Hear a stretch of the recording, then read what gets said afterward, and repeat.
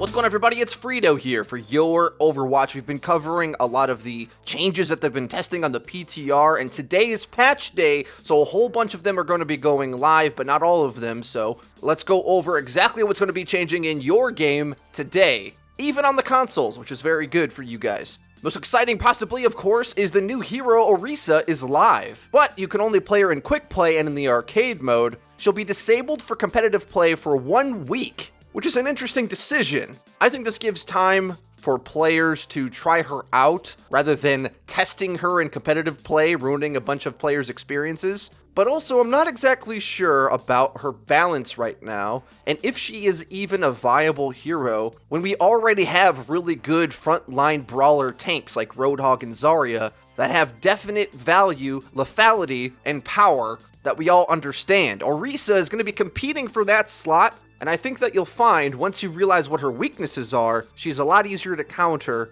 than either of those tanks are. So I think she's going to be needing some tweaking before she's ready for competitive play, personally, and she may be in the unfortunate Sombra position as a new character that comes out too weak and will be progressively getting buffed into meta relevance. But at the very least, we have a new character to play, and that's always exciting. Now, onto the big major hero patch changes. Ana's damage did go through with a nerf. 60 damage a shot instead of 80, which helps her feel more like a support again. 20 damage might not seem like a lot, but you're definitely going to be noticing it when you're in duels against Pharah and Genji, characters that you used to be able to 3-shot. Now we're going to require 4. But this type of change I don't think really affects Ana's positioning in the meta. It just requires more skill to be good at her, basically, and helps incentivize focusing on healing while playing Ana, but to be honest, that's where most of her value was anyway. Winning duels is sort of a fringe outlier component that she could do maybe 5% of the time in a match, or maybe even less. Now that small little ability to win duels is just reined in.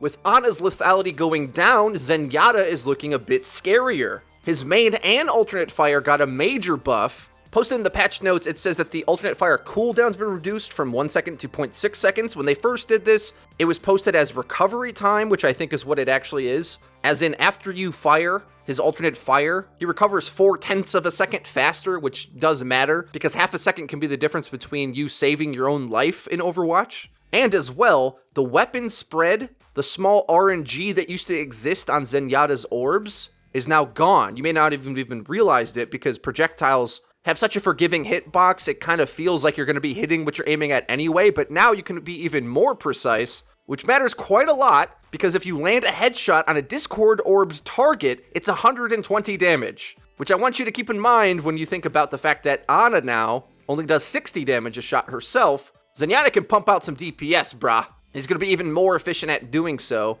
with his charged up right click being able to snipe things from long distance, and his main attack being much more reliable. Not sure if it's reliable enough to hit Pharahs out of the sky, though, which I think might be required now that Ana's a little bit worse at that job. But we'll see how good the Zenyatta mains can get at aiming this more accurate orb of destruction.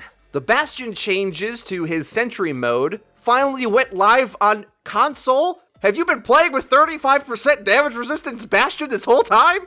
I feel for you, my console brethren, I am so sorry. Now it only has 20% damage resistance, so for all of us on PC to our console friends, welcome back to the state of existence that feels like reality again. You're no longer in a nightmare, you can wake up now. I'm not sure why this took so long to go into the console version of the game, but thank goodness it's there now. I think the most impactful buff that happened in the entire patch is the changes to Sombra, a character whose win rate was incredibly low because she's such a hard character to actually maximize and get real value out of. Now, so much of what she does is so much better. Teammates can see the hacked health packs through walls, which is massive. It's going to enable so much mobility because your friendly Tracer or Genji will be able to know what health packs to run back to, which is arguably even more powerful than running back to an Ana or a Mercy, because a Mega Health Pack gets them full health in one go. Very strong change. And also when you come out of stealth mode, as long as you're outside of 15 meters, they won't be able to hear the voice line of Sombra announcing that she's coming out of stealth. Hey everybody, I'm here. Last but definitely not least is the Translocator cooldown change. 4 seconds is incredible. The Translocator is hands down her strongest and most lethal ability because it's what actually makes her a threat in the battlefield. If she can constantly be ducking out of fights, getting on high ground, and staying away from the focus fire of the enemy team, that's where she's lethal. That's when she starts to feel very strong. And having that every 4 seconds, I mean, it's not a tracer blink, but now, after all these buffs, Sombra is definitely a scary character, and you can see her shaping up to be on par with the other flanking options that exist. It shouldn't be too hard to get in and out of battle with a 4-second Translocator, so if you're good at Sombra, you probably can stay alive forever. Zarticle's particles got changed. Inside joke memes, anybody? Now they don't protect from knockback, but it's a little bit complicated how this works. If the knockback effect happens outside of the barrier, it does protect it, but if somehow you can get the knockback effect to penetrate the barrier, either through a melee attack or by jamming your gun through the barrier to do like a Lucio boop, then you still can touch that character in order to boop them around. Probably my favorite change in the patch is Winston's barrier projector cooldown now starts when the barrier is placed, which is massive because there's these long stretches of time where Winston has to uncomfortably lurk around, hoping to get his bubble back because it's so key for him to be able to do anything. It's the entire core of his kit, and when it's down, he's like half a character. So now the flow of Winston is going to be increased, so look out, support players, Winston's coming for you. You may want to pull out that Reaper or Roadhog because he's going to be in your face even more frequently now. And the last change of the day is Junkrat now no longer injures himself with his own explosions, which I think is kind of cool for the character. He seems like a maniac anyway, and like he would enjoy the explosions hitting him and he'd giggle about it. It actually might make him playable, because if you have the skills to quickly hit 2 grenades on a lot of squishy targets that want to be pushing towards you, you actually can be rewarded for that skill set now.